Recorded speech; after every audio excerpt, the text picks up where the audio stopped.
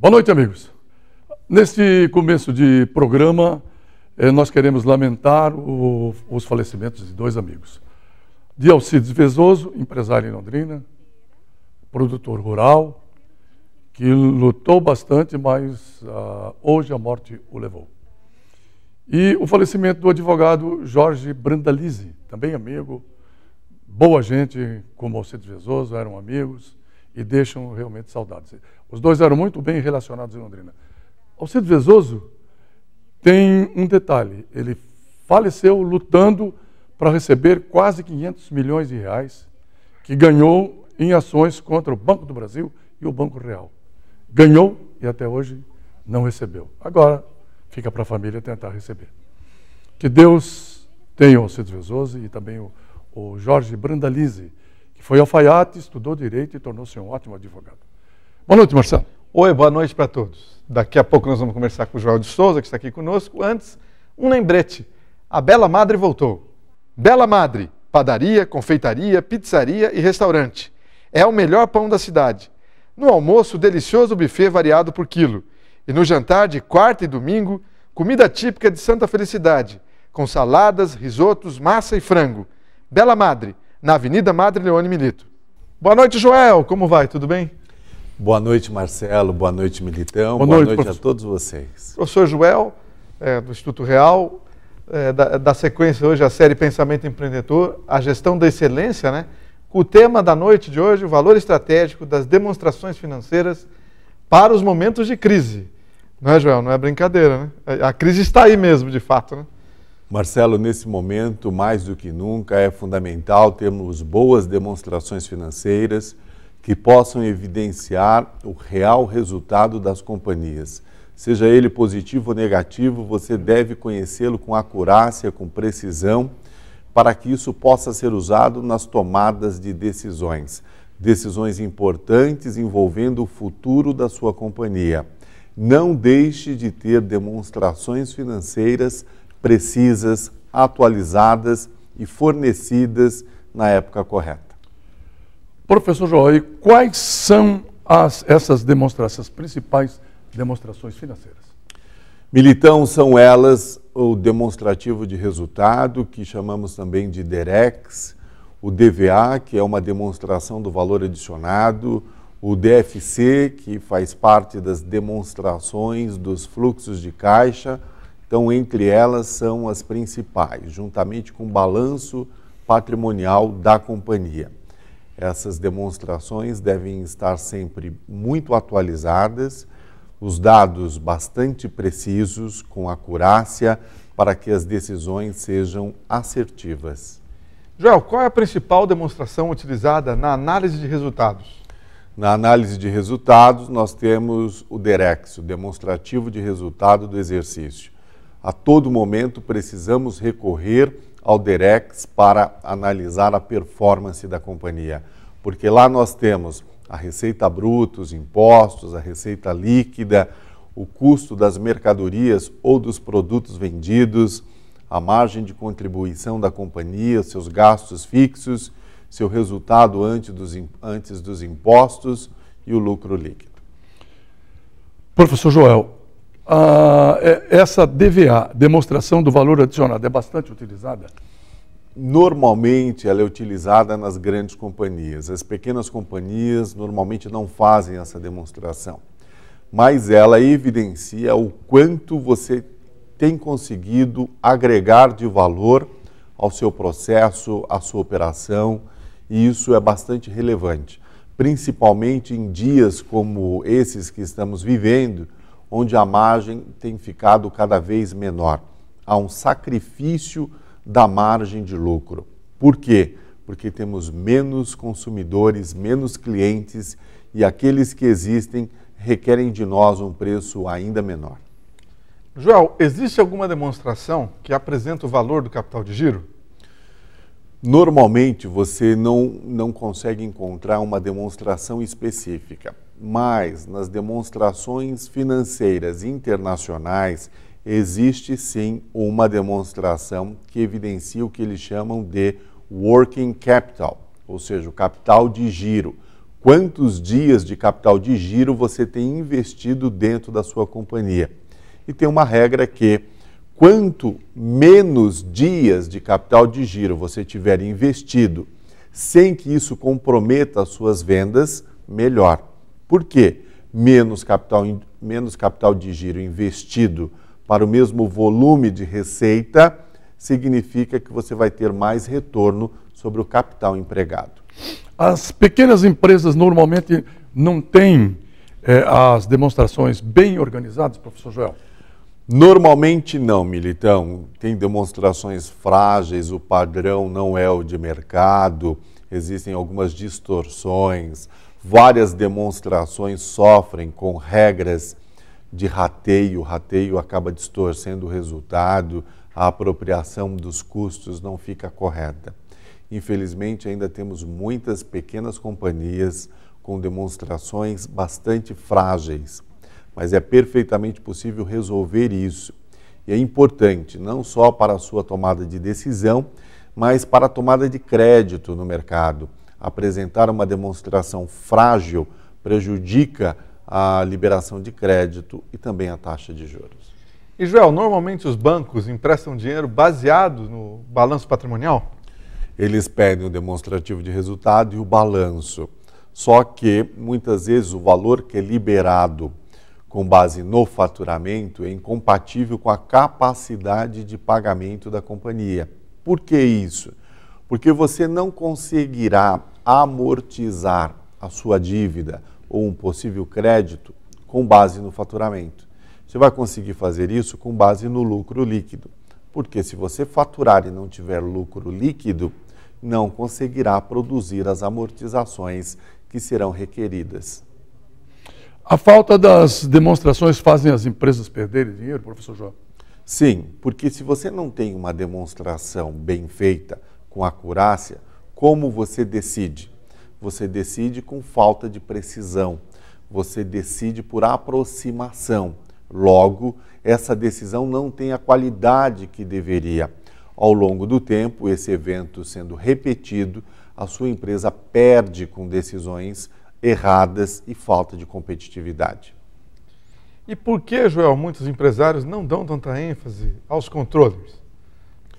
Eu entendo por experiência que vários empresários, visitando várias companhias, formamos uma experiência que nos permite dizer que existem empresários focados apenas na receita, apenas na venda. Não tem um foco nos controles, na organização, nas práticas de governança. Mas isso vem se transformando ao longo do tempo, até porque o governo tem se tornado cada vez mais agressivo e exigente. Isso faz com que as empresas tenham que controlar, sim, os seus números. Então, tem pouco espaço no mercado para aquele que não gosta dos controles. Mude isso se a sua empresa ainda não tem boas demonstrações financeiras. E juntamente com as demonstrações financeiras, as empresas devem ter os indicadores de resultados? Sim. Além das demonstrações financeiras, precisamos dos indicadores de resultado. Por quê? Os indicadores representam a nossa medição de quanto a sua companhia é ou não saudável. Então, use na sua gestão, no seu dia a dia, os indicadores de resultado. Você precisa conhecer os resultados da sua companhia e eles são evidenciados por meio dos indicadores. E quais são os principais indicadores, Joel, de resultado? Temos vários. O percentual de retorno sobre o investimento é um deles. O retorno, chama ROCE, o segundo. O primeiro é retorno sobre o investimento. Então, ROI. O segundo, ROCE, retorno sobre o capital empregado. É muito importante isso. Um outro chama EVA, valor econômico agregado. Qual que é o percentual que você tem agregado ao seu negócio? E muitos outros indicadores. Professor Joel, e quais são, aliás, nesse momento, as empresas estão enfrentando muita inadimplência? Militão, você não imagina, mas a inadimplência mais do que dobrou de percentual nesse momento. porque várias companhias que tinham um fluxo razoavelmente regular tiveram uma desaceleração abrupta em seu faturamento e compromissos já assumidos. Então agora não conseguem honrar esses compromissos, acabam ficando inadimplentes. Então, por um outro lado, alguém fica sem receber. Então tem sim aumentado bastante o índice de inadimplência e ela tem ficado muito perigosa, porque a partir do momento que ela passa de um determinado valor, uma representatividade percentual do faturamento, torna a situação do fluxo de caixa da companhia muito complicada. E as renegociações de dívidas, Joel, estão ocorrendo em quais bases? As renegociações de dívidas, várias companhias estão tendo que reprogramar os pagamentos, algumas em 12, outras em 24, e em outros casos mais graves, gravíssimos, em 60 meses. Algumas companhias em Arapongas, uma cidade vizinha, têm parcelado até em 120 meses, porque não tem condições de produzir uma amortização num tempo menor que esse. Então, é uma recuperação lenta e bastante difícil. E normalmente, Joel, as dívidas são atualizadas nas renegociações? Em alguns casos, se você atualizar a dívida, você piora muito a situação e inviabiliza o pagamento. Mas existem situações que não são tão graves assim, que permitem uma atualização dos valores por taxas de mercado. Mesmo sendo por taxas de mercado, temos aí uma dificuldade agravada em função dos juros que passarão a incidir sobre o saldo devedor remanescente dessas dívidas. Professor Joel, presidente do Instituto Real, e qual é a taxa média de atualização das dívidas renegociadas? Algumas companhias conseguem 1% ao mês, mas já tivemos notícias de casos absurdos de até 2%. Bastante. 2% produz uma taxa de 26,82% ao ano. 26,82% ao ano é uma taxa absolutamente insuportável para uma companhia que está repactuando suas dívidas. Não aceite isso. Não faz o menor sentido, porque se você está repactuando suas dívidas, é como se estivesse fazendo uma ação revisional. Está revisando as condições anteriormente pactuadas. E aí, 2% é inviável. E os prazos, Joel, dessas renegociações, como ficam? Os prazos, eles nunca devem ser menores do que a sua capacidade de amortização permite. Não adianta fazer uma proposta de pagar uma dívida, uma inadimplência em 10 meses, se o seu fluxo de caixa, a sua rentabilidade não vai permitir isso. Então, lembre-se, não olhe para o faturamento no momento de decidir o valor a ser proposto como amortização. Olhe para o seu resultado. É o resultado que é utilizado para amortizar uma dívida e não o faturamento. Isso parece básico, mas não é. É profundo, complexo e realmente precisa ser utilizado na prática. Senão, o que acontece? Você muda a dívida de lugar, mas não consegue produzir as amortizações. Analise o seu histórico e compreenderá o que estamos dizendo. E você, Joel, tem sido procurado por várias empresas que desejam reestruturar as dívidas. Nesse momento, a demanda aumentou bastante, Militão. Temos vários clientes nos procurando com questões de reestruturação.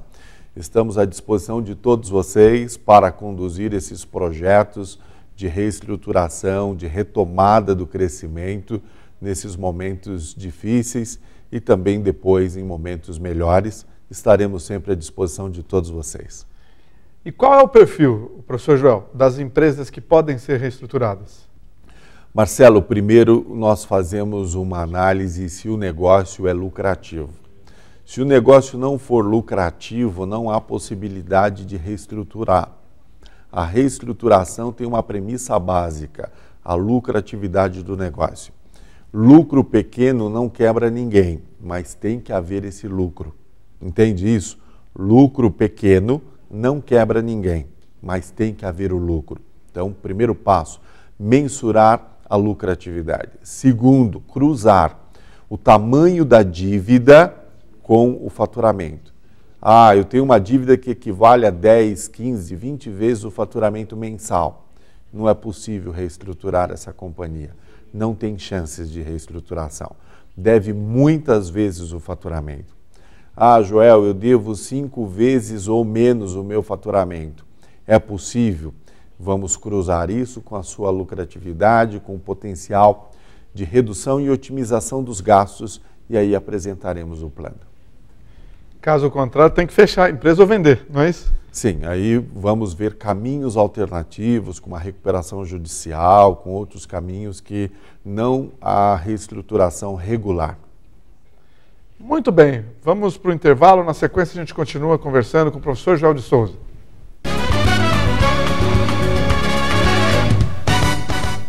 A Quadra preparou uma super condição para você. Terra Parque com super bônus de R$25 mil. 3 quartos com lazer completo e 2 vagas de garagem. Terra Parque com super bônus. Visite apartamento pronto no local. O momento mais gostoso do dia. Pode ser a sua hora do almoço. Sozinho ou com a família. Na Xinxin é delicioso. Vem, aqui sempre é feito na hora. vem pra Xinxin, vem agora. Então avisa logo a galera. Sabor aqui não tem fim. O cardápio recheado te espera. Que delícia é comer na Xinxin. Seu momento de sabor.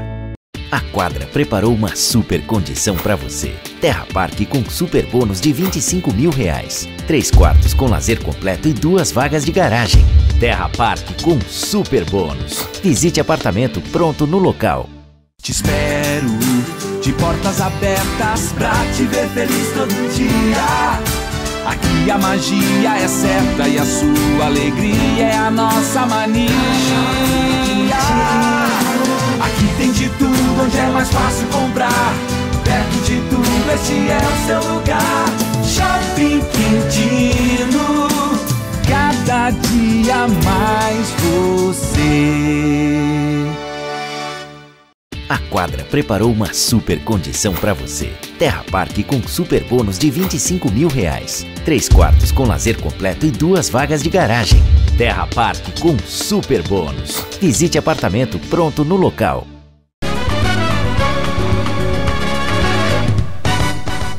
Muito bem, estamos de volta. E o Palmeiras está na cidade, jogando nesse exato momento contra o Asa de Arapiraca, no Estádio do Café, pela Copa do Brasil. Palmeiras hospedado no Hotel Bourbon e o Asa de Arapiraca hospedado no Boulevard. E olha, quase acabou o estoque de camisas do Palmeiras, na loja do Palmeiras aqui no Catuaí. A torcida é grande, muito grande. Com você, Marcelo. Amanhã você pode ir na Hashimitsu. A Hashimitsu é a melhor doceria de Londrina. Agora em 4 endereços. Loja principal no Jardim Bela Suíça, na Avenida JK, no aeroporto de Londrina, e a nova loja na Galeria Alameda Jardino, na Gleba Palhano. Hashimitsu, também aberto aos domingos. Olha, está tudo pronto para a festa dos 32 anos do Motoclube Pés Vermelhos, que vai ser sábado. Começa de manhã, lá, café da manhã lá na Johnny. Depois tem almoço no Casarão, desfile pela cidade e à noite o grande jantar dançante com bandas de rock ao vivo lá no Buffet Elite. Os organizadores esperam 700 motoqueiros, inclusive vem gente da Argentina e Paraguai, né, neste grande encontro festivo do Motoclube Pés Vermelhos. Vai ser bacana. Você pode almoçar ou jantar no Gin-Gin. O momento mais gostoso do dia. Pode ser a sua hora do almoço. Sozinho ou com a família. Na Xinxin é delicioso. Vem, Aqui sempre é feito na hora. vem pra Xinxin, vem agora. Então avisa logo a galera. Sabor aqui não tem fim. O cardápio recheado te espera. Que delícia é comer na Xinxin. Seu momento de sabor. Muito bem, voltamos a conversar com o professor Joel de Souza. Professor Joel, vamos falar um pouco de mercado. Com relação às fusões de empresas, diminuíram nesse momento de crise? Diminuíram, até porque toda vez que nós vamos fazer um processo de fusão e aquisição, envolve uma projeção, chamado forecasting. Como é que eu vou fazer uma projeção com algum nível de precisão num momento como esse? As projeções ficam muito frágeis. Existe uma fragilidade muito grande no momento das projeções, quando eu tenho uma crise acentuada como essa. Então, automaticamente, as condições ficam desfavoráveis para fusões, aquisições e coisas do gênero. E isso é só no Brasil ou de modo geral? Não, principalmente no Brasil, né? Quando pensamos em crise como essa, lembramos do quê? Daqui estamos enfrentando.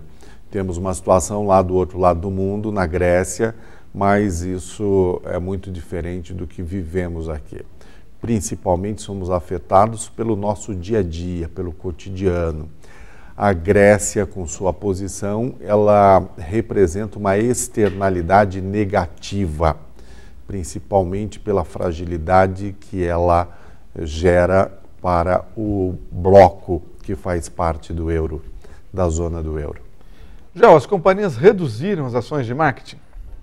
Reduziram. Já tivemos contatos com grandes companhias lá em São Paulo, envolvidos com projetos de marketing, e elas reduziram suas verbas, sim. Tivemos casos em que a Toyota ia fazer um evento com projeção de gastos de 500 mil e reduziu para 100 mil reais. Outros casos muito parecidos. Então, várias companhias fizeram diversas reduções nos seus orçamentos. Isso não é bom porque a área de marketing é uma área fundamental para a venda, para o crescimento, para a retomada, importantíssima. Muitas vezes não é valorizada como deveria, mas é uma área estratégica. Valorize a sua área de marketing, valorize as suas ações de marketing, principalmente na crise. Não abandone os seus investimentos em marketing. Eles fazem a diferença, principalmente se você quer retomar o crescimento. Professor Joel, os lançamentos de imóveis também estão desacelerados?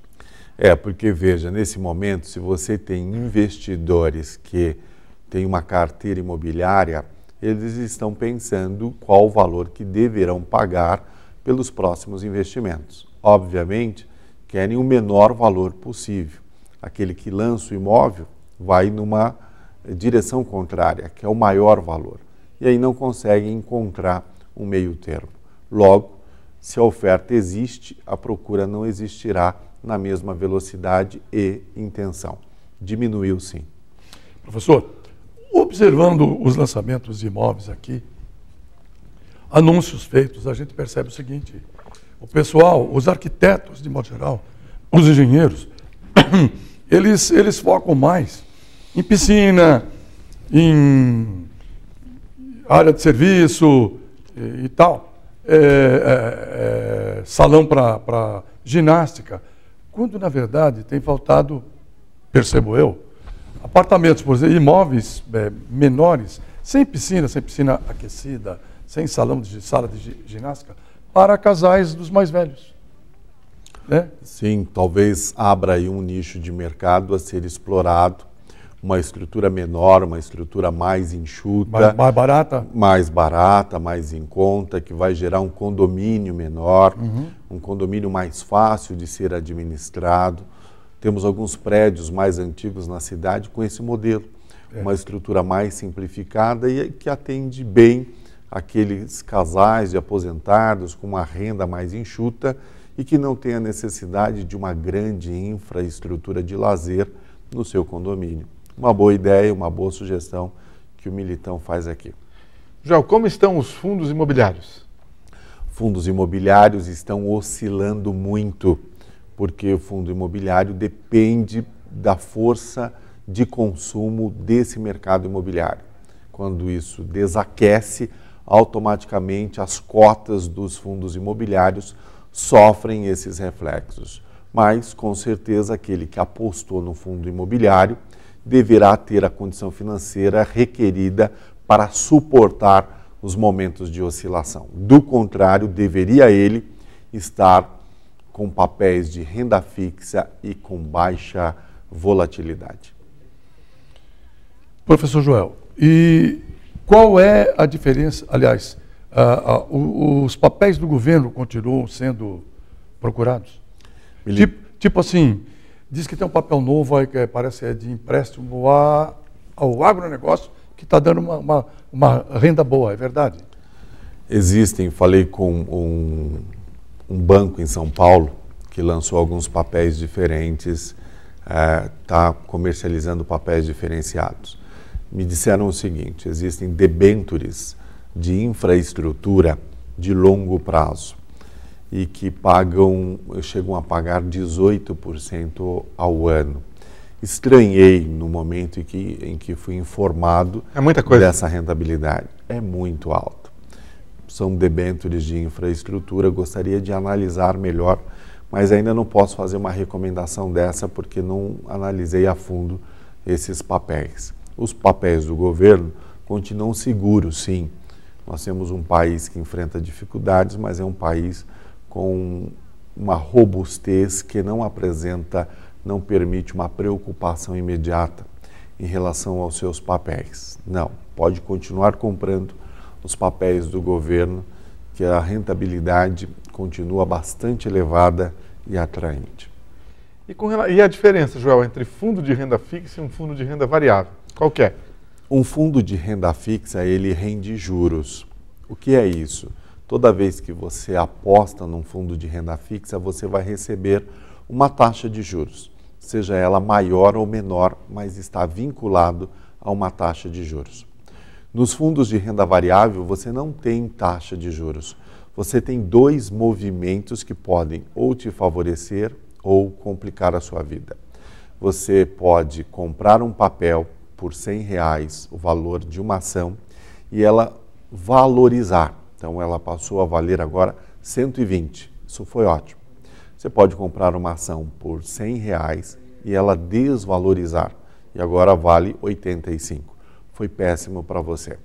Então, no mercado de renda variável, eu tenho valorização e desvalorização. No mercado de renda fixa, eu tenho investimentos que rendem juros, como a caderneta de poupança. Joel, e os investidores estão fugindo da Bolsa na China. Por que será? Várias companhias na China se estruturaram, elaboraram suas operações, foram até a Bolsa e lançaram seus papéis, colocaram suas ações na Bolsa de Valores. Toda vez que você faz isso, você faz com base numa perspectiva de crescimento. Todos que lançam papéis, lançam para que haja uma valorização e não um movimento inverso. Quando essa valorização não acontece, os resultados previstos não são entregues, o investidor entende que não vai ficar com esse papel. Esse papel será vendido, porque não tem perspectiva. E aí, um movimento onde vários investidores ao mesmo tempo vendem os seus papéis, os seus mesmos papéis, o que acontece? A Bolsa cai cada vez mais, né? Esses papéis, eles ficam muito desvalorizados. Na China, tem várias empresas vivenciando exatamente esse momento, um momento de fuga dos seus papéis. Mas elas podem quebrar por conta disso? Elas, às vezes, ficam com o valor das ações inferior ao patrimônio, o que é péssimo, ter ações com valor inferior ao valor do patrimônio. Professor Joel, os brasileiros acreditam que haverá perspectiva de melhoria na nossa economia? Temos semanalmente uma sequência de notícias ruins nos jornais, nas revistas, nos rádios, nos programas. Automaticamente a população ainda vive um momento de grande apreensão. Ninguém vê num horizonte muito próximo a perspectiva de reversão dessa situação. Quando pensamos que a situação pode melhorar, surge uma nova notícia, não é? Alguns são abordados, carros são levados e aí novas informações, não é? Como a que temos assistido recentemente. Isso preocupa a população, porque a população precisa de notícias e informações mais estáveis para que possam prosseguir com o seu consumo e retomar a sua confiança e consumir ainda mais e fazer com que essa demanda retome o crescimento da economia e do PIB. E o varejo, Joel, no Brasil, sofreu qual percentual de queda? Em alguns segmentos, a queda foi de até 60%. Nossa, 60%? 60%. Em segmentos muito específicos, tivemos uma notícia ontem que não houve uma queda. As vendas foram quase zeradas. Ah, é? Então veja que situação que estamos atravessando em alguns segmentos específicos. Ainda bem que isso foi um evento isolado, mas de uma forma geral a queda é acima de 30%. De uma maneira geral, na média, acima de 30%. Perder 1/3 do faturamento é muito ruim, muito impactante, porque talvez você, nesses 60%, 70% do faturamento que sobrou, você não tenha rentabilidade suficiente para suportar por vários meses essa queda. E os shopping centers, que trabalham até 10 horas da noite em suas lojas, estão projetando uma diminuição do número de lojas? Os consumidores continuam indo bastante aos shoppings, porque é um lugar seguro, agradável, praças de alimentação. Mas o que eles não estão fazendo? Pararam de consumir, não estão consumindo mais. Houve uma grande diminuição. Algumas lojas têm uma estrutura financeira frágil.